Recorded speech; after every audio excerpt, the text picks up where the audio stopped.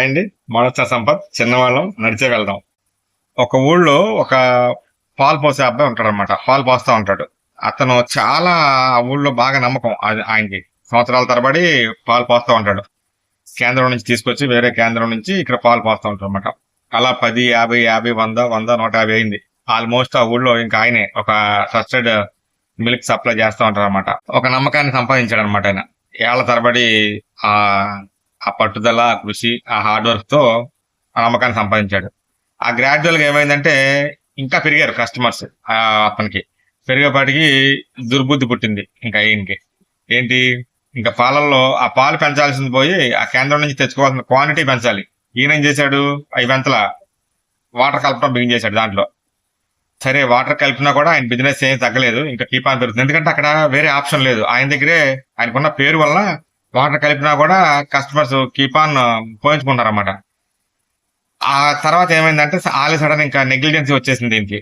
ఇంకా పర్లేదులే, పొద్దున్నే 6 గంటలకి పోతే ఆయన 7, 8, 9, 10, 11 అయిపోయింది. ఇక ఆయన ఇష్టం. అట్లా ఇర్రెగ్యులర్ గా పోసేవాడు అనమాట. వారంలో అతనికి బిజినెస్ 200 మందో అంతమంది ఉండగా 50 మందికి వచ్చేసారు వారం 10 రోజుల్లో. అదేంటో అర్థం కాల, ఎవరు పోయించుకోవట్ల పాలు. లేట్గా వెళ్తున్నారు కదా, వద్దన్నారు పాలు పోయించుకోవట్ల. సో ఏంట్రా అని చూస్తే వేరే అతను పొద్దున్నే పోస్తున్నాడు 6 o'clock మార్నింగ్. సో ఇతనికన్నా బెటర్ క్వాలిటీ ఇస్తున్నాడు. సో లో ప్రైస్ అనమాట, అంటే కంపేర్ టు ఇతనితో కొంచెం కాంపిటేటివ్ ప్రైస్ తోనే పోస్తున్నాడు. బట్ ఇక్కడ మెయిన్ థింగ్ ఏంటంటే అతను ఆన్ టైం వచ్చి పోస్తున్నాడు. ఇతను ట్రస్ట్ కోల్పోయాడు.